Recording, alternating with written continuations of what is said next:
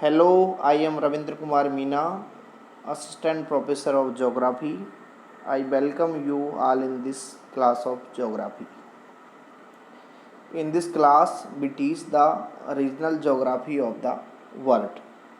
The last video detail study continental of Europe, geomorphological structure, drainage system, natural vegetation, soil, minerals, power resources, population of Europe, agriculture and industry of Europe. Today we will study the continental of North America. स्वागत है आप सभी का पुनः। पिछले last video में हमने Europe के बारे में पढ़ा था।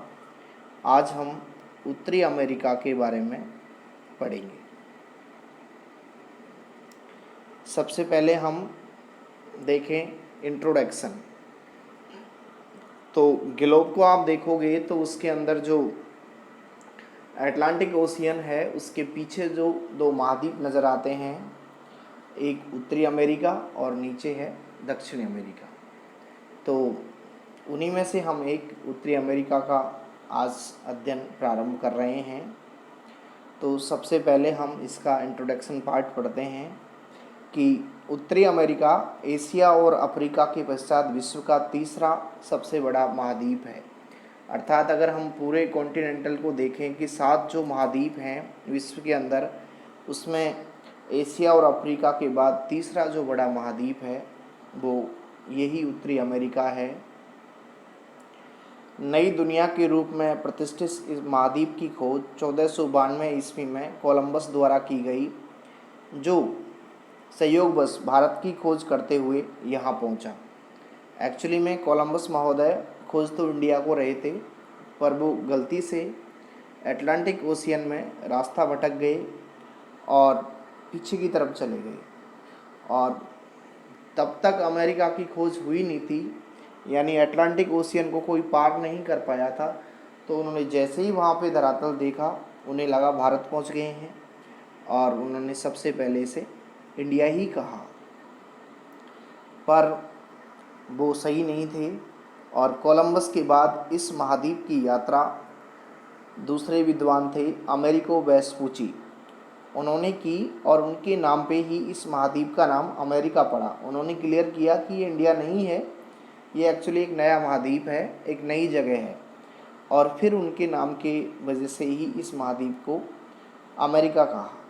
फ्लोरेंस इटली के व्यापारी और जल यात्री अमेरिको वेस्पुची ने सर्वप्रथम 1502 में नई दुनिया के बारे में कोलंबस की खोज की शंका दूर की। वेस्पुची के ट्रैवल जर्नल ने से प्रभावित जर्मन जो मानचित्रकार थे मार्टिन मूलर, उन्होंने 1507 में एक विश्व का एक मानचित्र प्रकाशित किया। उसमें इस महाद्वीप को अमेरिका के नाम पे अमेरिका कहा, यानी अमेरिगो वेस्पुची जो थे उनके नाम के बाद इसका नामकरण शुद्ध करके ये मूलर महोदय ने इस महाद्वीप को अमेरिका कहा। उत्तरी अमेरिका महाद्वीप आज विश्व का सर्वाधिक विकसित और सुसंपन्न महाद्वीप है। अगर आज की दुनिया में हम करें कि विश्व की महाशक्ति जो है वो यूनाइटेड स्टेट ऑफ अमेरिका है, जो इसी महाद्वीप का देश है। इस महाद्वीप के अंदर दोनों ही कंट्री बड़ी बड़ी हैं, एक कनाडा और दूसरा यूएसए, और दोनों ही विकसित देश हैं। नेक्स्ट पार्ट हम देखें कि हिस्टोरिकल बैकग्राउंड अगर अमेरिका महाद्वीप का क्या रहा है, तो उसकी चर्चा में नई दुनिया के नाम से विख्यात उत्तरी अमेरिका की जो खोज है उसका जो इतिहास रहा है वो हम जानते हैं कि 1492 ईस्वी में कोलंबस महोदय ने इसे देखा और ऐसा विश्वास किया कि कोलंबस की जो खोज थी, उन्होंने तो इंडिया कहा, पर ये सही बात है कि उससे पहले भी यहाँ पे मानव निवास कर रहे थे, जिनको विभिन्न भौगोलिक लेख हैं उनमें ये उल्लेख किया गया है कि लगभग 25,000 वर्ष पूर्व जो नॉर्थ अमेरिका का जो नक्शा है उसे देखेंगे तो अलास्का का जो पार्ट है वो रूस के बहुत करीब है और उनके बीच में बेरिंग सागर है। तो ऐसा अनुमान है कि 25,000 साल पूर्व पहले अलास्का और साइबेरिया के बीच स्थित एक संकरे बर्फ़ के पुल के रास्ते, यानी वहाँ पे बर्फ़ जम जाती है, तो उस पुल के रास्ते जो लोग थे, मानव थे, उन्होंने सबसे पहले इस उत्तरी अमेरिका महाद्वीप में प्रवेश किया। अर्थात हम देखें कि मानव की उत्पत्ति का जो स्थल एशिया महाद्वीप है और यहीं से पृथ्वी के विभिन्न हिस्सों में मानव गया है, तो उसी क्रम में वो साइबेरिया होता हुआ अमेरिका गया। इसके मध्यवर्ती भाग में इंडियन, जिन्हें कोलंबस ने इंडियन कहा था, और पश्चिमी जो प्रशांत तटीय भाग है वहाँ पे विभिन्न आदिवासी जनजातियाँ निवास करती हैं। उत्तरी भाग में इंडियन अधिक थे, जबकि दक्षिण के भाग में आदिवासी अधिक थे। हिस्टोरिकल बैकग्राउंड हम देख रहे हैं।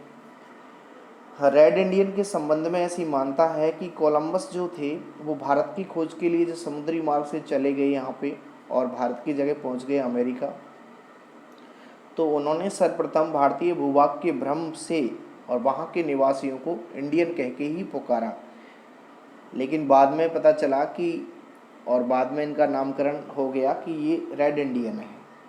इसके बाद 15वीं-16वीं शताब्दी में पश्चिमी यूरोप के स्पेन, ब्रिटेन और फ्रांस के लोगों ने उत्तरी अमेरिका में रहना प्रारंभ किया। इसके बाद 17वीं-18वीं शताब्दी में यहाँ पे बागाती कृषि के लिए बड़ी संख्या में अफ्रीका से निग्रो प्रजाति के मज़दूरों को लाया गया, उनसे मजदूरी करवाई गई। 19वीं शताब्दी में भी बड़ी संख्या में यूरोपीय लोग यहाँ पर आकर बस गए, जिसमें मुख्य रूप से फ्रांस और ब्रिटेन के लोग हैं। यूरोपीय निवासियों को जो अपने देश में विकास के उचित अवसर नहीं मिल रहे थे, इन लोगों का प्रमुख उद्देश्य तो यहाँ पे था कि जो कमर्शियल वस्तुएं हैं, व्यापारिक वस्तुएं हैं, उनका यहाँ प्रोडक्शन किया जाए और उसके बाद उन्हें यूरोप भेजा जाए। इस महाद्वीप के देश अब तक यूरोपीय उपनिवेश से स्वतंत्र देश बने हुए थे, पर इसके बाद संयुक्त राज्य अमेरिका की उत्तरी पूर्वी औद्योगिक पेटी और इससे लगी कनाडा की उद्योग पेटी के पुराने होने और आदिवासी लोगों के समूह को इन फ्रांसीसी और ब्रिटेन के लोगों ने खदेड़ दिया और उसके बाद यहाँ पे वो लोग परमानेंट बस गए। इस बसने के चक्कर में फ्रांस और ब्रिटेन के बीच सप्तवर्षीय युद्ध भी हुआ, जिसके बाद ये समझौता किया गया कि फ्रांस के लोग कनाडा में रहेंगे और ब्रिटेन के लोग अमेरिका में रहेंगे। ये हिस्टोरिकल बैकग्राउंड है नॉर्थ अमेरिका का। नेक्स्ट हम देखें कि जियोग्राफिकल करैक्टर इस महाद्वीप के, तो उसमें हम चर्चा करते हैं कि उत्तरी अमेरिका में विश्व के दो बड़े देश क्षेत्रफल के अनुसार कनाडा और यूएसए हैं और दोनों ही बहुत विकसित हैं। यहाँ के लोगों की खासियत ये है कि इनका जीवन स्तर उच्च है, प्रति व्यक्ति आय भी अधिक है तथा यहाँ का जो कल्चर है वो उपभोक्तावादी है। दूसरा, भूआकारिक दृष्टि से यहाँ भारी विविधताएं हैं। जैसे महाद्वीप का हम अध्ययन करेंगे तो एक ओर रॉकी पर्वतमाला है, तो दूसरी ओर अमेरिका का विशाल मैदान और तटीय मैदान है। क्लाइमेट की चर्चा करें तो उसमें भी विभिन्न प्रकार की क्लाइमेट है।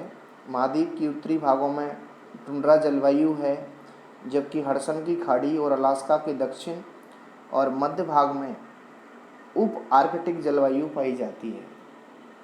इसके अलावा यहाँ पे महाद्वीपीय आर्द्र जलवायु, उपोष्ण आर्द्र जलवायु, भूमध्य सागरीय जलवायु, मरुस्थलीय जलवायु और पर्वतीय जलवायु भी इस महाद्वीप के अंदर मिलती है।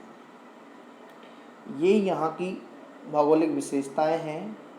अगर हम दोनों ही कंट्रियों को देखें कि कनाडा, संयुक्त राज्य अमेरिका दोनों ही संघीय राज्य हैं और दोनों ही देशों की जो मुख्य भाषा है वो अंग्रेज़ी है, परंतु कनाडा में जो कार्यालय उपयोग है उसके लिए फ्रेंच भाषा का प्रयोग किया जाता है। ये कुछ खास विशेषताएं जिसमें introduction part, historical background and geographical character of north America. Next में इस वीडियो के अंदर, इस मैप के अंदर आप देखोगे तो बिल्कुल ऊपर से लेके और यहाँ तक आप इसे देखोगे तो इसके अंदर बीच के अंदर यहाँ पे ये हडसन की खाड़ी, और ये जो पीछे वाली जो लाइन है ये यहाँ पे है प्रशांत ओशियन, और आगे की तरफ अटलांटिक ओशियन है। ये कनाडा है और ये यूनाइटेड स्टेट ऑफ अमेरिका है। इधर की तरफ ग्रीनलैंड है और यहाँ पे आयरलैंड है। ब्यूफोर्ट सागर और रसिया से इसे दूर करता है बेरिंग सागर। ये इस प्रकार, ये और महत्वपूर्ण मैक्सिको की खाड़ी और कैरिबियन सागर। नीचे एक और कंट्री है मैक्सिको। तो अगर हम इसे देखें तो 3 बड़े देश हैं इसके अंदर। नंबर 1 कनाडा, नंबर 2 संयुक्त राज्य अमेरिका और नंबर 3 जो है मैक्सिको है। इस मैप को आप आपके एटलस में और अच्छे से देख लें। इसके अंदर कुछ छोटे छोटे और जैसे बैफिन की खाड़ी है, इसके अलावा हडसन की खाड़ी है और महान झील क्षेत्र है जो फिजिकल मैप है नॉर्थ अमेरिका का, उसमें आपको मिल जाएगा। नेक्स्ट वीडियो के अंदर हम इसकी लोकेशन एंड एक्सटेंस और भूगर्भिक जो भूआकृति है, फिजियोग्राफी, उसका अध्ययन हम अमेरिकी महाद्वीप के का करेंगे, जिसके अंदर यहाँ की पर्वतमाला, रॉकीज पर्वतीय क्षेत्र, अमेरिका का विशाल मैदानी क्षेत्र, एप्लेसियन पर्वतीय क्षेत्र, तटीय मैदान, इनका डिटेल से अध्ययन करेंगे। Thank you.